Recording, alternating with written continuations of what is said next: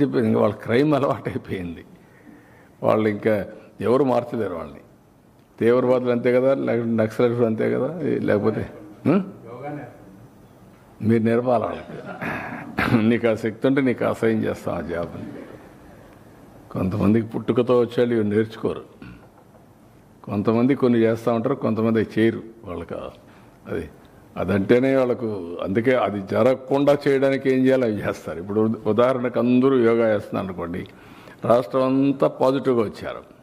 వీళ్ళు మాత్రం దాన్ని చెడగొట్టడానికి ఏం చేయాలనో వైలెన్స్ క్రియేట్ చేయాలి, డైవర్ట్ చేయాలి public attention. That is their art are their intentions.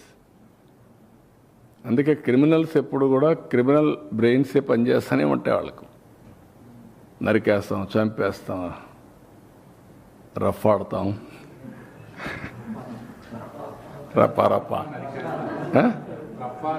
రఫా నరికేస్తాం. లేదంటే గంగ జాతరలో బలి ఇచ్చేస్తాం. ఒక గంగమ్మ జాతర కాదు, గంగమ్మ ఎవ్రీవేర్ ఉంటుంది, తిరుపతే కాదు.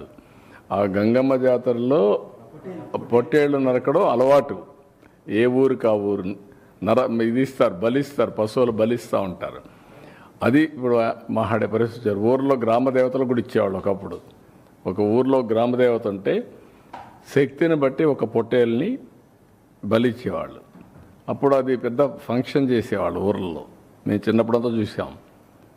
ఇంటికి ప్రతి ఒక్కడు పెంచేవాడు ఒకదాన్ని, ఒక పొట్టేలు పెంచేవాళ్ళు, కొనేవాళ్ళు. కొని దాన్ని బలిచ్చి అక్కడి నుంచి దాన్ని ఇచ్చేసేవాళ్ళు. అట్లా ఏరియస్ అంటే అంత ఆ స్టేజ్కి వెళ్ళిపోతున్నారు వీళ్ళు. ఏం చెప్తా, డెఫినెట్గా చట్టబద్ధకి వస్తుంది. ఎవ్వరికి కూడా హక్కు లేదు ఇష్టానుసారంగా టెర్రరిజం క్రియేట్ చేయడం, లేకుంటే ప్రొవోక్ చేయడం. ఒకప్పుడు రాజకీయాలంటే ఒక బ్యాడ్ ఎలిమెంట్ ఉంటే వాటితో అసోసియేట్ కావాలంటే భయపడిపోయేవాళ్ళం, పక్కన రానిచ్చేవాళ్ళం కాదు. ఇప్పుడు వాళ్ళతోనే రాజకీయం చేసే పరిస్థితికి వచ్చేసారు. That is dangerous trend. Sir, Jaganmohan Reddy ఒక కీలకమైన మాట మాట్లాడుతున్నాడు సార్. తన వెనకాల వస్తున్న జనాన్ని చూసి భయపడిపోతున్నారు, అందుకే నా ప్రోగ్రామ్ని కండక్ట్ చేయకుండా ఆపే ప్రయత్నం చేస్తున్నారు. ఇప్పుడు ఎందుకు ఇప్పుడు ఇంక 4 ఏళ్ల తర్వాత కదా నువ్వు మాట్లాడేది, అప్పుడు చూద్దాం నీ కథ. ఎందుకు ఊరికి ఇప్పుడు నుంచి ఎందుకు అవన్నీ అంటే అట్లా మాట్లాడి బతకాలని చూస్తున్నారు. తప్పది.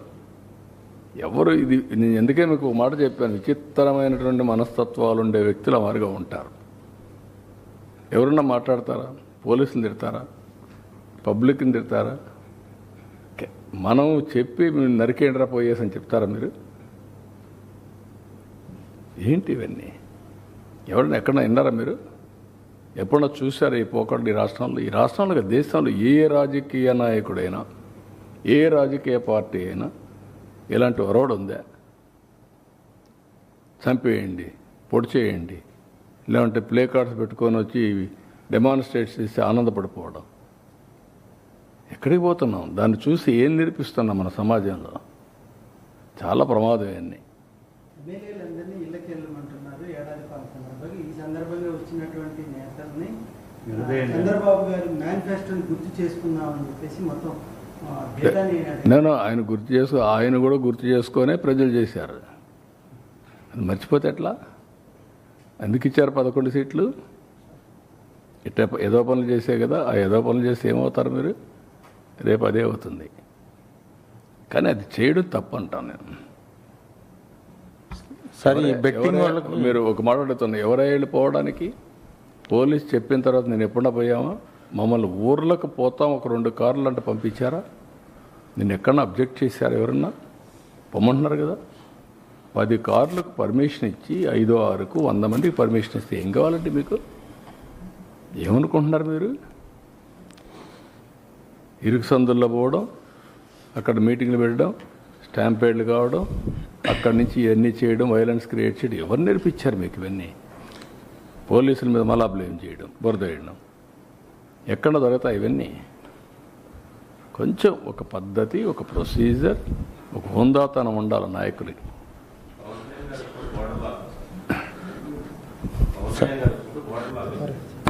సార్ అరెస్టులు కూడా విషయం సార్ అరెస్టులు బెట్టింగ్ వాళ్ళకి విగ్రహాలు కట్టడం. సీరియస్గా జగన్మోహన్ రెడ్డి ఒక మాట చెప్పిన ఉద్దేశపూర్వకంగానే కొంతమందిని పేర్లు సెలెక్ట్ చేసుకుని అరెస్ట్ చేస్తున్నారు అనేది జగన్మోహన్ రెడ్డి ఎందుకు చేస్తారండి? చట్టం దాని ప్రకారం అది పనిచేస్తుంది. ఉద్దేశపూర్వకంగా ఎందుకు చేస్తారు? ఎందుకు చేయాలి? సార్ మీకు అందరికీ తెలియదా శాండీ ఏం జరిగిందో? తెలియదా మీకు లిక్కర్లో ఏం జరిగిందని? కొత్త అది అంటే మేము ఏం చేసినా రాజకీయాల్లో ఉన్నాం కాబట్టి ఎవరు దీనిపైన యాక్షన్ తీసుకోవడం ఎటు కుదురుతాయి? కాబట్టి ఇది ఒక పద్ధతి ఉంటుంది, ఏదైనా ఒక జవాబుదారితనం ఉంటుంది. సార్ ఈ బెట్టింగ్ వాళ్ళకి విగ్రహాలు పెట్టడం ఎలా చూడొచ్చు సార్? బెట్టింగ్ వాళ్ళకి విగ్రహాలు పెడుతున్నారు. గంజాయి బ్యాచ్కి, బెట్టింగ్ బ్యాచ్కి, రౌడీలకి, హత్యలు చేసే వాళ్ళకి, అత్యాచారాలు చేసే వాళ్ళకి విగ్రహాలు పెడతారు.